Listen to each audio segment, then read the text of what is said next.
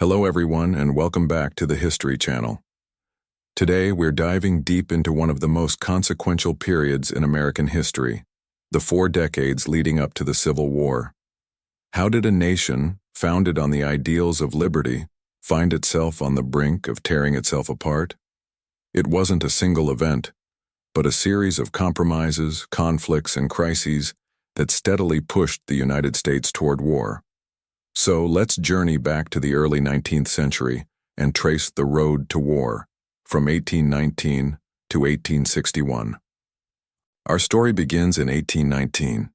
The United States was expanding westward, and with every new territory came a contentious question. Would it be a free state or a slave state? The balance of power between the North and the South in Congress was incredibly delicate. At the time, there were 11 free states and 11 slave states, creating a perfect equilibrium in the Senate. When Missouri applied for statehood, proposing a constitution that allowed slavery, it threatened to shatter this balance. The North, increasingly opposed to the expansion of slavery, was alarmed. The debate raged for months, paralyzing Congress and exposing the deep, raw divisions within the country. Thomas Jefferson, in his later years, famously described the crisis as a fire bell in the night, awakening him and filling him with terror for the future of the Union. He saw it as the knell of the Union. The solution came in 1820 with what we now call the Missouri Compromise.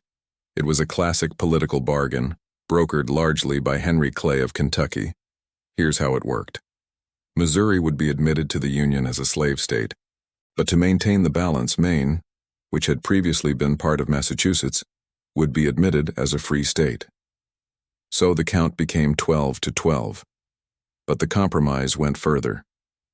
It drew a line across the vast Louisiana Purchase territory at the latitude of 36 degrees and 30 minutes north. With the exception of Missouri itself, slavery was to be forever prohibited in all territories north of this line and permitted in territories to the south. For a time, it seemed to work. The immediate crisis was averted and the fire bell was silenced. But the Missouri Compromise was just a bandage on a deep wound. It didn't solve the fundamental moral and economic conflict over slavery. It just kicked the can down the road. The sectional lines had been drawn, quite literally, on the map of the United States. For the next 3 decades, the nation continued to grow, and so did the tensions.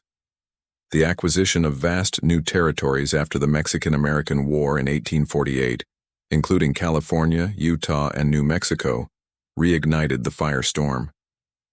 California, flooded with settlers during the gold rush, wanted to enter the Union as a free state, which would once again upset the fragile balance of power. The South was furious, with some leaders even threatening to secede or leave the Union. The country was closer to breaking apart than ever before. Once again, it was Senator Henry Clay, now known as the Great Compromiser, who stepped in to try and avert disaster. He proposed a complex omnibus bill, which eventually became the Compromise of 1850. This wasn't a simple, clean solution like the Missouri Compromise. It was a package of 5 separate bills designed to appease both sides.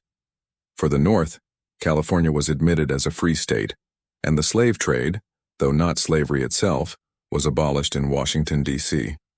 For the South, the territories of Utah and New Mexico would decide the issue of slavery for themselves, a principle called popular sovereignty.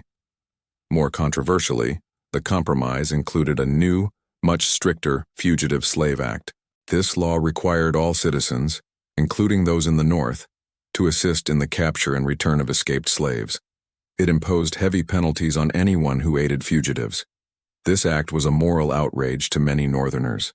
It brought the reality of slavery to their doorsteps, forcing them to be complicit in a system they abhorred. Instead of healing the nation, the Compromise of 1850 only deepened the chasm between North and South. It solved the immediate crisis over California, but created a new source of bitterness and conflict that would fester for the next decade. The fragile peace was shattered just 4 years later by the Kansas-Nebraska Act of 1854. This legislation was championed by Senator Stephen Douglas of Illinois, who wanted to organize the territories of Kansas and Nebraska to pave the way for a transcontinental railroad. To win Southern support for his plan, Douglas proposed applying the principle of popular sovereignty to these territories. This meant that the settlers in Kansas and Nebraska would vote to decide whether to allow slavery. The problem? Both of these territories were north of the 36-30D line established by the Missouri Compromise, where slavery was supposed to be prohibited. The Kansas-Nebraska Act effectively repealed the Missouri Compromise, which had been the law of the land for over 30 years. The reaction in the North was one of absolute fury.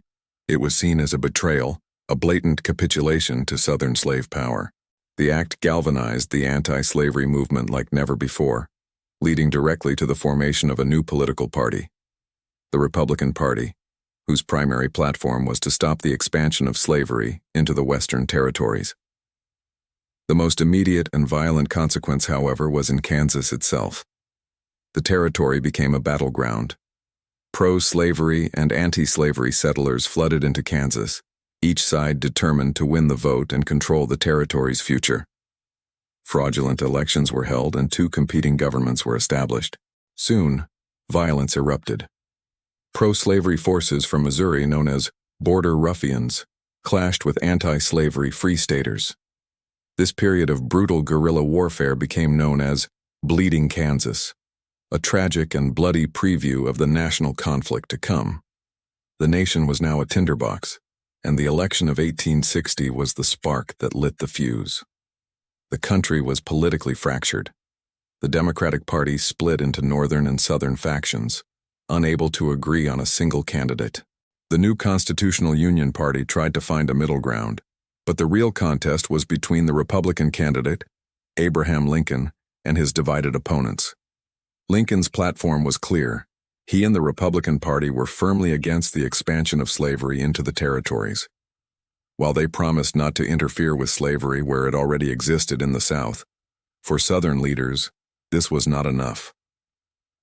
They saw the election of a purely sectional, anti-slavery president as an existential threat to their way of life and their entire economic and social system. On November 6, 1860, Abraham Lincoln won the presidency. He carried every free state but didn't win a single vote in 10 of the southern states. His name didn't even appear on the ballot in most of the South. For the slaveholding states, the writing was on the wall. They believed they had lost their voice in the federal government and that their interests would no longer be protected. The Union, as they saw it, had failed them. In response, on December 20, 1860, South Carolina became the first state to secede. Over the next few months, 6 more states from the Deep South, Mississippi, Florida, Alabama, Georgia, Louisiana, and Texas, followed suit, forming the Confederate States of America. The great American experiment was breaking apart. Even with Lincoln's inauguration in March 1861, there was a final, tense standoff. Lincoln, in his inaugural address, appealed for peace, stating, "We are not enemies, but friends. We must not be enemies." But the situation was dire. Federal forts throughout the seceded states were now in what the Confederacy considered its own territory. One of these was Fort Sumter, located in the harbor of Charleston, South Carolina. The fort's Union garrison was running low on supplies. Lincoln faced a difficult choice: abandon the fort and legitimize the Confederacy, or resupply it and risk war. He chose to send unarmed supply ships, notifying South Carolina's governor in advance to show his peaceful intentions. But for the Confederacy, the presence of a Union fort in its most important harbor was an act of aggression. They demanded its surrender. When the Union commander, Major Robert Anderson, refused, Confederate batteries ringing the harbor were given the order to fire. At 4:30 a.m. on April 12, 1861, the first shots of the American Civil War were fired on Fort Sumter. The bombardment lasted for 34 hours until the fort finally surrendered. No one was killed in the battle itself, but the attack was a definitive act of rebellion. The time for compromise was over. In response to the attack, President Lincoln issued a call for 75,000 volunteers to put down the insurrection. The road to war had reached its final, tragic destination. The conflict that had been brewing for decades had finally begun. From the Missouri Compromise to the attack on Fort Sumter, the path to the Civil War was paved with failed compromises, political blunders, and deepening moral outrage. It's a powerful reminder of how divisions, when left to fester, can tear a nation apart. Thank you so much for joining me on this historical journey today. If you found this video informative, please give it a thumbs up and consider subscribing for more deep dives into history. Let me know in the comments what historical topic you'd like to see covered next. Until then, stay curious. Hello and welcome to History Channel. Today we were journeying back in time to one of the most pivotal and tragic moments in American history, the Civil War. It was a conflict that tore the nation apart, pitting brother against brother. But what really caused this monumental clash? It's a complex story, far more intricate than a single issue. Let's explore the deep-seated causes that led the United States to the brink of collapse. At the heart of the conflict was the institution of slavery. This wasn't just a political issue, it was a profound moral and ideological chasm that divided the country. In the South, slavery was deeply woven into the economic and social fabric. The Southern economy, dominated by large plantations growing cotton and tobacco, was heavily dependent on the labor of enslaved African Americans. For many in the South, slavery was defended as a peculiar institution, a necessary part of their way of life, and even biblically justified. In contrast, the North was rapidly industrializing. While racism was still prevalent, a powerful abolitionist movement was gaining momentum. Figures like Frederick Douglass, an escaped slave turned eloquent orator, and William Lloyd Garrison, a fiery newspaper editor, relentlessly condemned slavery as a grave moral evil. They argued that it contradicted the nation's founding principles of liberty and equality.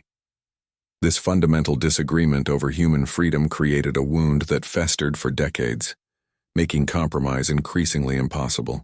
The nation was, in essence, two different societies living under one flag, with one built on freedom and the other on bondage. Beyond the moral debate, stark economic differences fueled the growing animosity between the North and South. Imagine two completely different economic worlds. The North was a bustling hub of industry and commerce. Its economy was built on factories, a vast railroad network, and a diverse range of businesses. Northern states favored high tariffs, taxes on imported goods, to protect their burgeoning industries from foreign competition, especially from Great Britain. These tariffs made imported goods more expensive, encouraging Americans to buy domestically produced items. The South, on the other hand, had a largely agrarian economy. Its wealth was tied to the land and the crops produced by enslaved labor. Southerners strongly opposed high tariffs. Why? Because their economy relied heavily on exporting raw materials like cotton to Europe and importing manufactured goods in return. High tariffs meant they had to pay more for the goods they needed, while also fearing that foreign countries might retaliate with their own tariffs on Southern cotton. They saw these federal policies as a form of economic punishment, unfairly benefiting the industrialized North at the expense of the agricultural South. This economic clash wasn't just about money, it was about power, and the feeling that the federal government was picking winners and losers. This economic tension fed directly into another major cause: the debate over states' rights. This is a concept you'll hear a lot about when discussing the Civil War. The core question was, which has more power, the federal government or the individual states? Southerners were staunch advocates for states' rights. They believed that the U.S. Constitution was a compact among sovereign states, and that states had the right to nullify or reject any federal law they deemed unconstitutional. For the South, this wasn't just an abstract legal theory. It was their primary defense for the institution of slavery. They argued that the federal government had no right to interfere with their property, which is how they dehumanizingly referred to enslaved people, or their internal affairs. They feared a future where an anti-slavery majority in Congress could legislate slavery out of existence. Northerners, particularly as the crisis deepened, tended to favor a stronger central government. They believed in the supremacy of federal law and the idea that the United States was one indivisible nation, not just a loose confederation of states. They argued that secession was illegal and that no state had the right to simply leave the Union whenever it disagreed with national policy.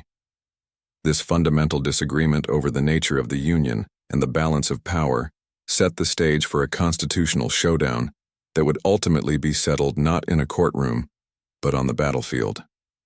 The political tinderbox finally ignited with the presidential election of 1860. The candidate for the newly formed Republican Party was a lawyer from Illinois named Abraham Lincoln. The Republican platform was clear. They opposed the expansion of slavery into the new Western territories.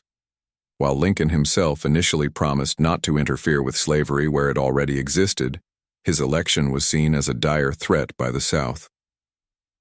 For Southern leaders, Lincoln's victory was the final straw. They saw him as a purely sectional president, elected without a single Southern electoral vote. They believed his administration, and the Republican Party as a whole, was fundamentally hostile to their interests and their entire way of life. The election results proved to them that they had lost all political power on the national stage. In their eyes, the federal government was now in the hands of an enemy. In response, before Lincoln even took the oath of office, South Carolina seceded from the Union in December 1860. 6 more states quickly followed, forming the Confederate States of America. Lincoln's election didn't cause the division, but it was the spark that lit the fuse of secession and, ultimately, war. To truly understand the road to war, we have to look back a few years before Lincoln's election, to a piece of legislation that threw gasoline on the fire, the Kansas-Nebraska Act of 1854. This law was a political bombshell. It organized the territories of Kansas and Nebraska, and, crucially, it introduced the principle of popular sovereignty. This meant that the settlers in these territories themselves, not Congress, would vote on whether to allow slavery. This act effectively repealed the Missouri Compromise of 1820, which had prohibited slavery in these northern territories for over 3 decades. The result was chaos. Pro-slavery and anti-slavery settlers flooded into Kansas, each side determined to win the territory for their cause. What followed was a brutal, small-scale civil war known as Bleeding Kansas. Armed militias clashed, towns were sacked, and dozens were killed. John Brown, a radical abolitionist, led a notorious raid on a pro-slavery settlement. Bleeding Kansas was a horrific preview of the national conflict to come.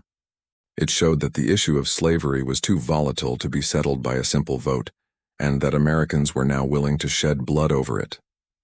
Finally, we can't ignore the deep cultural distinctions that had developed between the North and South. These weren't just economic or political differences. They were differences in values, identity, and worldview.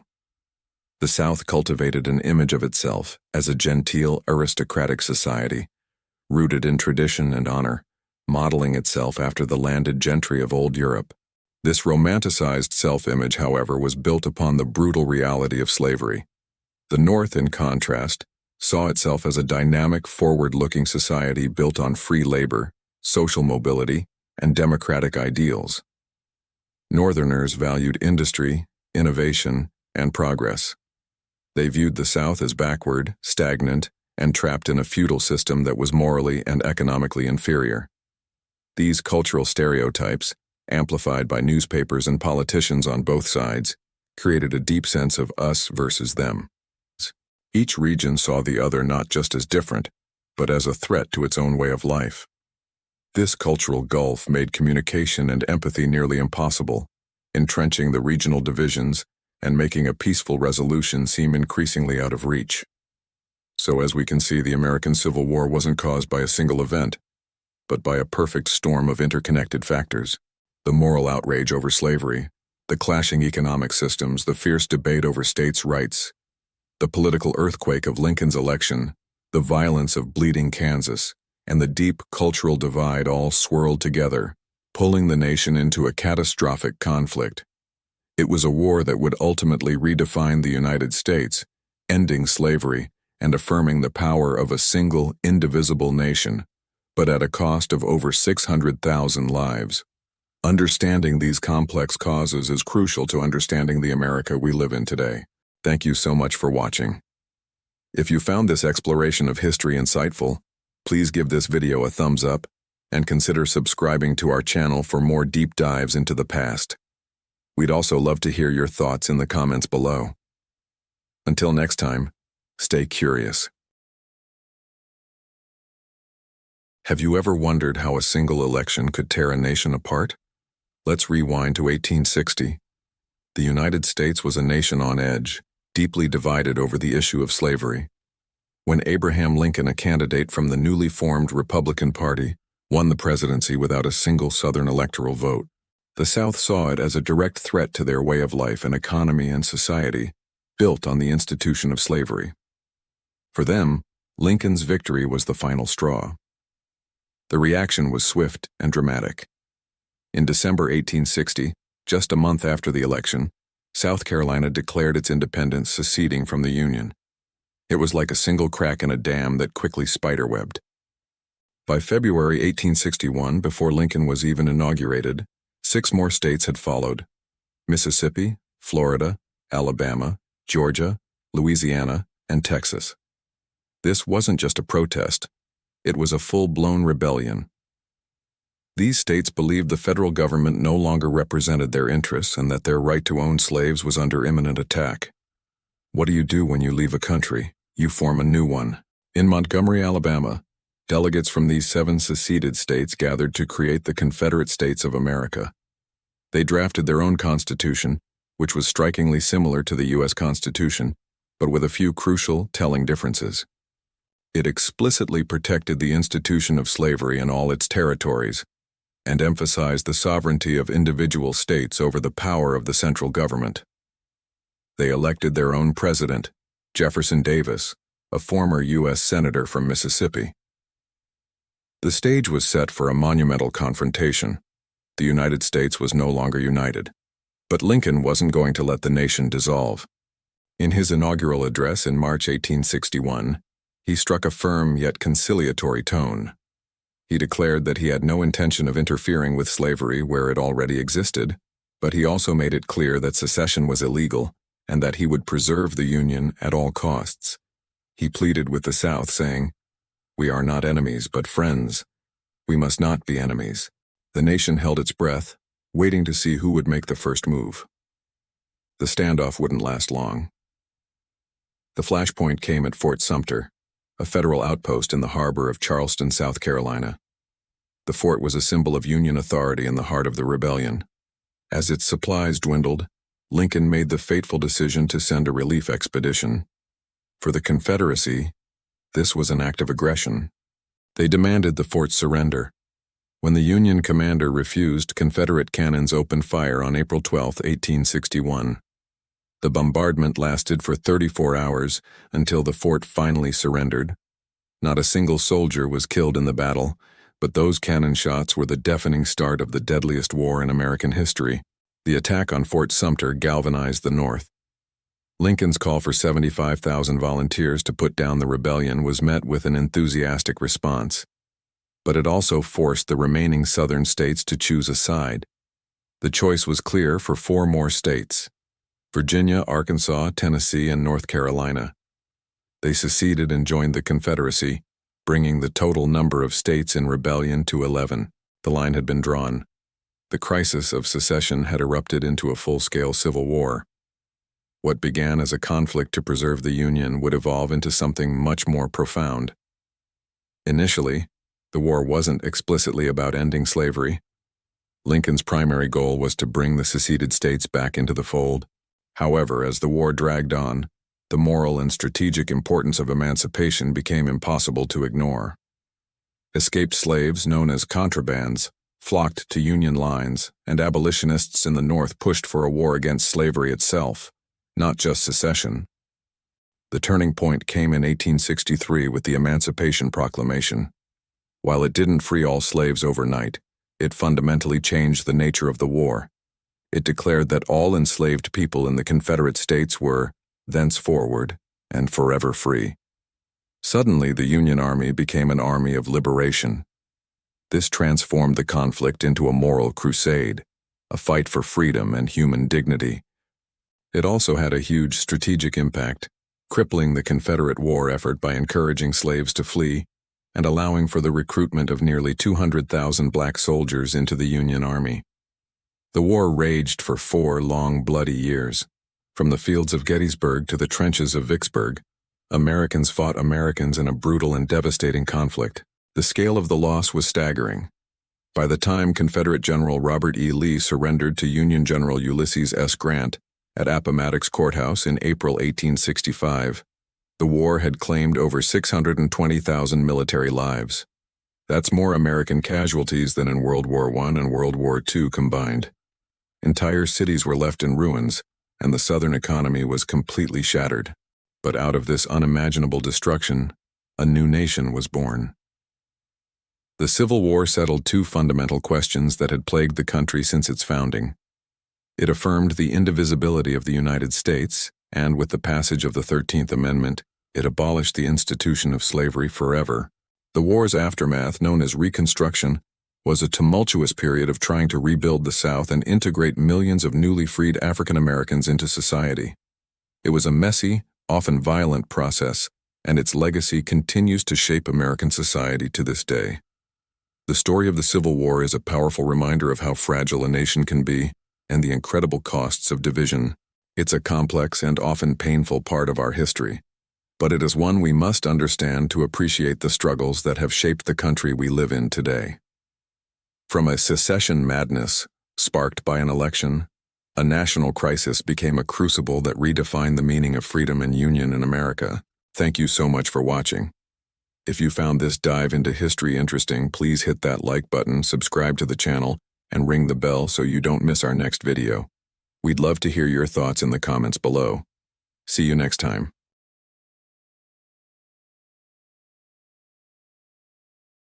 Have you ever wondered what really led to the American Civil War? It wasn't just a single event, but a deep-seated clash of cultures that had been brewing for decades. To truly understand this pivotal moment in American history, we need to rewind the clock and explore the two very different worlds that were the North and the South before the war. It was a tale of two Americas, living under one flag but marching to the beat of two entirely different drums. Let's start with the land itself. Geography played a huge role in shaping these two regions. The North, with its rocky soil, colder climate, and natural harbors, was never ideal for large-scale farming.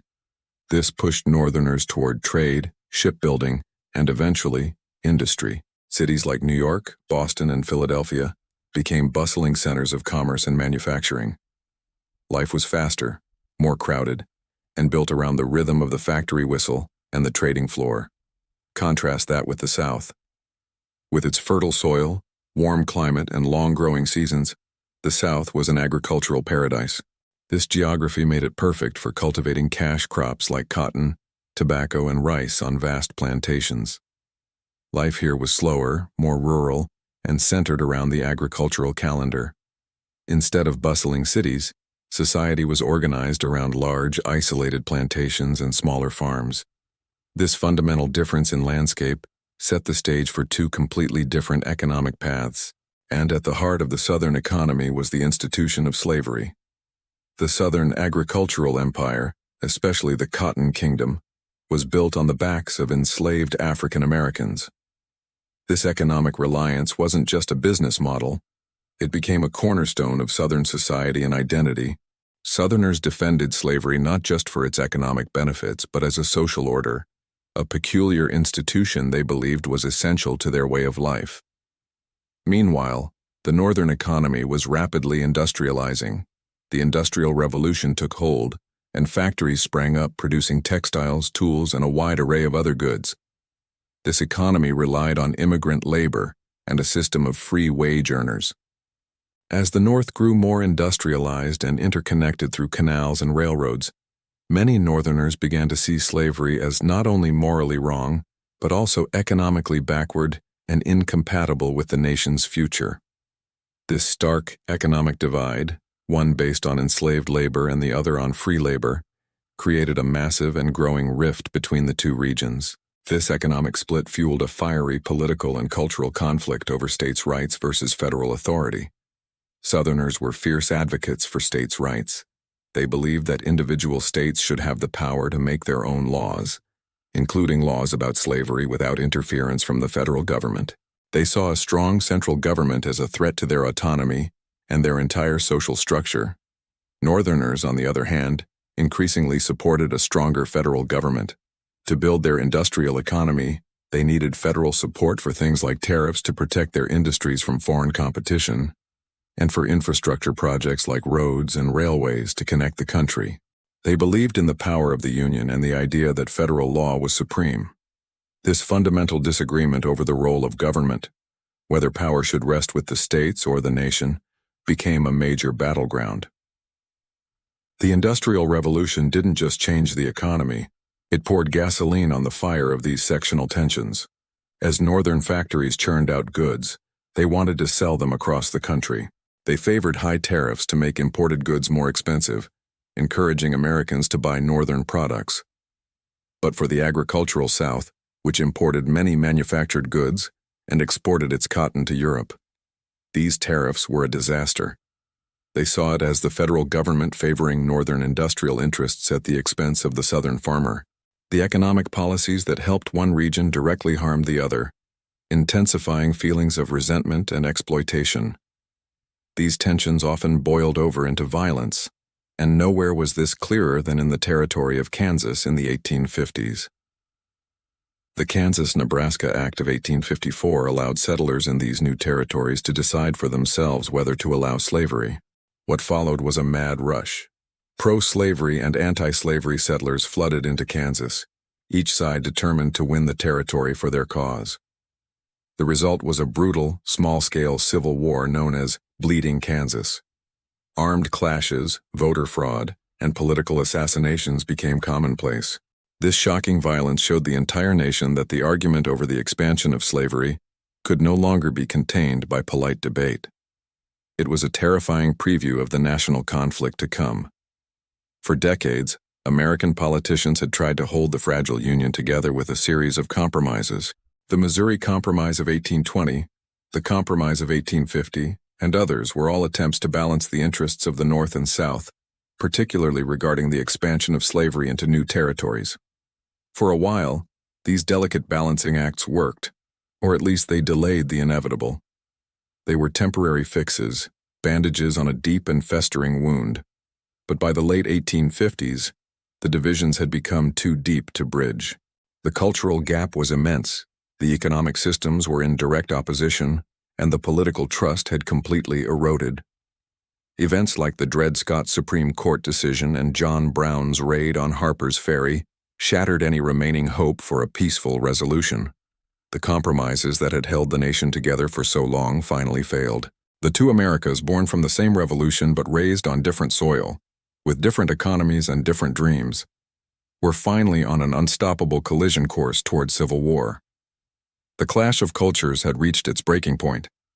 Understanding these deep-rooted differences is key to understanding why the Civil War happened. It was a conflict born from decades of growing apart. Thank you so much for joining me on this journey back in time. If you found this history interesting, please give this video a like and subscribe to the channel for more deep dives into the past. See you next time.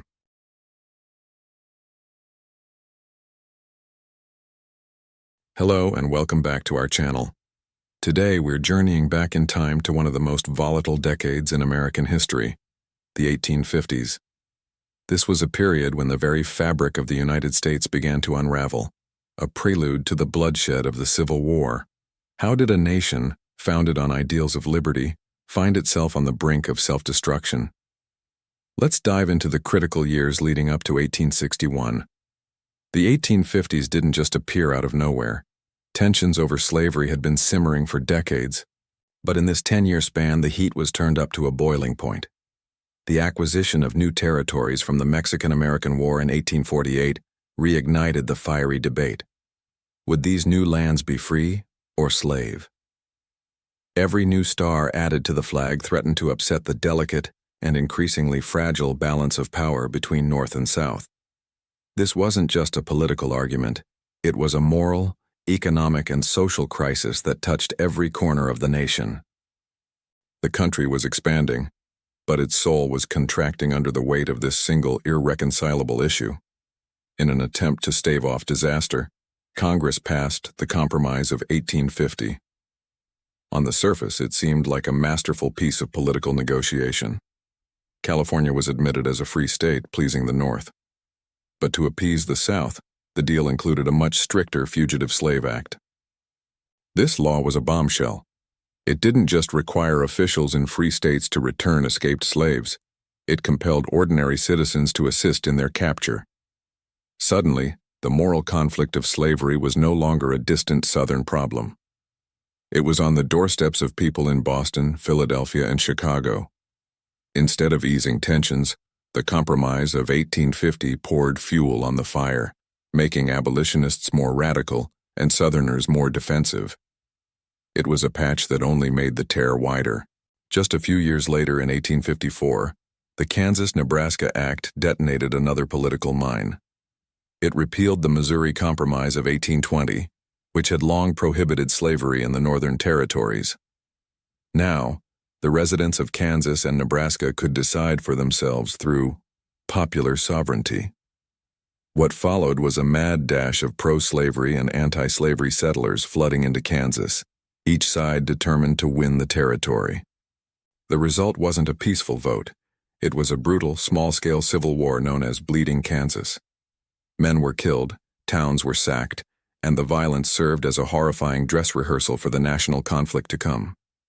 The idea of a peaceful, democratic solution was dying, replaced by the grim reality that this issue might only be settled by force. While politicians debated and brawled, the abolitionist movement was gaining unprecedented momentum. It was a diverse coalition of voices. Figures like Frederick Douglass, a former slave and a brilliant orator, gave powerful speeches that exposed the brutal hypocrisy of American slavery. Harriet Tubman, the Moses of her people, risked her life repeatedly to guide hundreds to freedom on the Underground Railroad. And then there was Harriet Beecher Stowe's novel, Uncle Tom's Cabin. Published in 1852, this book was a cultural phenomenon. It personalized the horrors of slavery for millions of readers in the North and around the world, transforming abstract political debates into a deeply emotional and moral crusade. The book was so influential that when Abraham Lincoln met Stowe, he reportedly said, "So you're the little woman who wrote the book that started this great war." As the decade wore on, the political landscape fractured. The old Whig Party collapsed under the strain of the slavery debate, unable to unify its northern and southern wings. In its place, a new party emerged in the North, the Republican Party. Founded in 1854, its primary platform was the prevention of slavery's expansion into the Western territories. This political realignment was seismic. For the first time, there was a major political party whose support was almost exclusively located in one section of the country, the North. To Southerners, the rise of the Republican Party was a direct threat to their way of life and their entire economic system. The nation was no longer just divided in spirit. It was divided into clear political geographic blocks. The Supreme Court then threw its own grenade into the mix with the Dred Scott decision of 1857. Dred Scott, a slave who had lived with his owner in free territories, sued for his freedom. The court, led by Chief Justice Roger B. Taney, delivered a shocking ruling. It declared that African Americans, whether slave or free, were not and could never be citizens of the United States. Furthermore, it ruled that the federal government had no power to prohibit slavery in the territories. The decision was a stunning victory for the South and a devastating blow to the anti-slavery movement. It essentially made the Republican platform unconstitutional and suggested that slavery could be legal everywhere. For many in the North, this was the final proof that the South had a stranglehold on the federal government, a slave power conspiracy determined to dominate the nation. The breaking point arrived with the presidential election of 1860. The Democratic Party split into northern and southern factions, unable to agree on a single candidate. This division paved the way for the Republican candidate, Abraham Lincoln, to win the presidency. Lincoln won without carrying a single southern state. His name didn't even appear on the ballot in 10 of them. For the southern states, the election of a president from a party that was explicitly anti-slavery was the ultimate catastrophe. They saw it as a declaration of hostility, proof that their voices no longer mattered in the Union. They believed their property, their society, and their entire way of life were now under direct attack from the federal government. The reaction was swift and decisive. In December 1860, just a few weeks after Lincoln's election, South Carolina's leaders voted to secede from the Union. In their declaration, they made their reasons clear, citing an increasing hostility on the part of the non-slaveholding states to the institution of slavery. Over the next few months, 6 more states from the Deep South, Mississippi, Florida, Alabama, Georgia, Louisiana, and Texas, followed suit. They formed a new nation, the Confederate States of America. This wasn't a debate anymore. It was an act of separation, a fundamental rejection of the United States. President Buchanan, in his final months in office, seemed paralyzed, and the nation held its breath, waiting to see what the new President Lincoln would do. The fuse was lit, but the explosion came on April 12, 1861.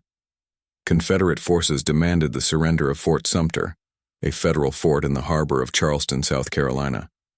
When the Union commander refused, they opened fire. The bombardment of Fort Sumter was the first shot of the Civil War. It was a point of no return.